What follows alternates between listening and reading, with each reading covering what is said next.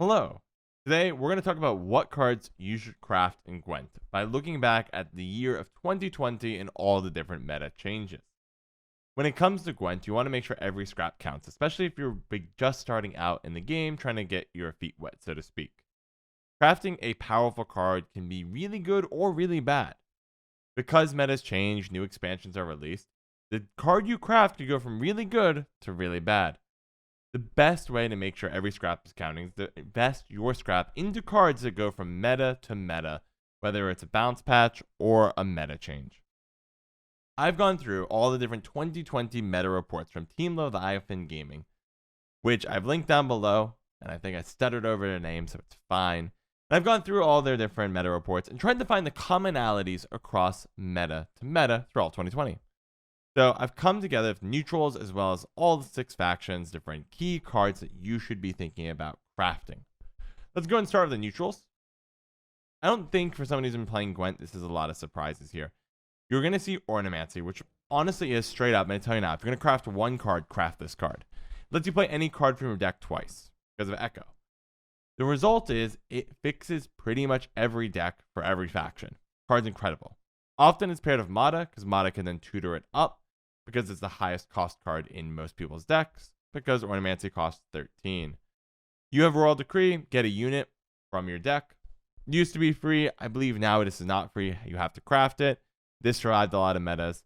And the last but not least was Geralt Yearden.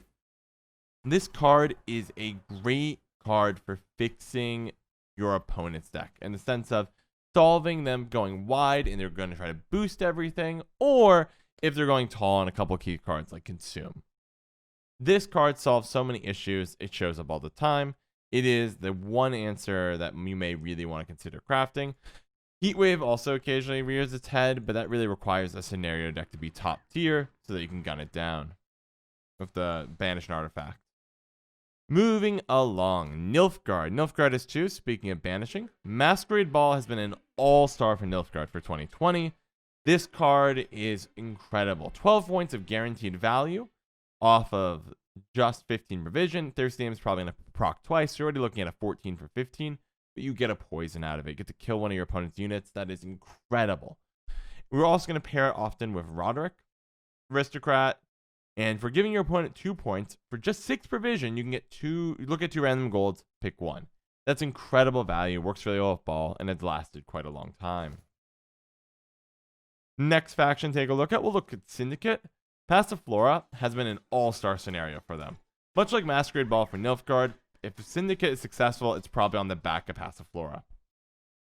Paired with it, you have Vivaldi Bank, a great card for fixing your deck, turning coins into additional search, as well as sometimes getting the card you need just off the top and giving you a bunch of coins anyways. And last but not least, Azrael. A lot of Syndicate decks run engines, cards that need to last turn to turn. Azrael allows you to immediately put the Profit 3 it generates into the Tribute 3 and spawn 2 Scarabs, giving you 2 really tiny defenders. And for a lot of decks, that's hard. A lot of answers like Heatwave, for example, want to deal with a tall threat, not something that's worth just 2 points in value. So those are the key ones for Syndicate. Moving along, going into Skellige. Occasionally the mind just goes, woo! Skellige. Skellige has some interesting ones. Not very tutor heavy. Raiding Fleet is here. Give an enemy unit bleeding 4 and play a random bronze ship, which is very, very good in general. Particularly often getting out either the on-crate longship, which is a great engine, or you're going to get the light longship. Might as well just search the word longship real fast. Bring up that. Here we go. The Demon light longship. Great way to enable Bloodthirst. Hand in hand with Raiding Fleet for both of these. You have Morkvarg, which is one of the best ways to deal with a tall card. If you boosted a bunch of stuff, Morkvarg is going to the whole way through. And being a warrior is super useful because cards like Blood Eagle interact really well with it. As a way simply just to tutor out a warrior from your deck. As long as you Deathblow or Bloodthirst 3, you get Morkvarg. In good shape. Blavlod Totem is an amazing card. For 10 provision, you get 12 points of value because you're going to get the 2 Fanatics. You're going to use the Order ability. Trigger both Berserks. They both become 6/6s. That's a lot of value for just 10 provision. Guaranteed, consistent.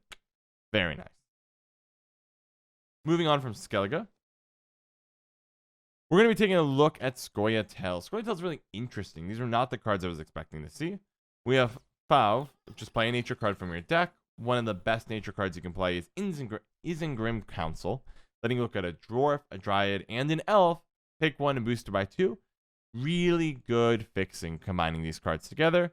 And then at the very top end, we have the Great Oak. The Great Oak has survived so many metas because as long as you go wide, it's both a removal card. It can also go tall itself, but typically you're smacking to remove a key card off your opponent's field and then getting a ton of points from it. It is not hard to have Great Oak be a game-changing card, removing a major engine from your opponent's board while giving you a massive third round point lead.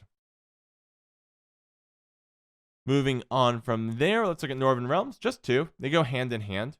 Join the Talus lets you play a Warfare card from your deck. Amphibious Assault is a Warfare card that lets you fix by getting low-end Northern Realms units, but that's really important. Northern Realms is a faction defined in many ways by low-point bronze cards that interact really well with the golds.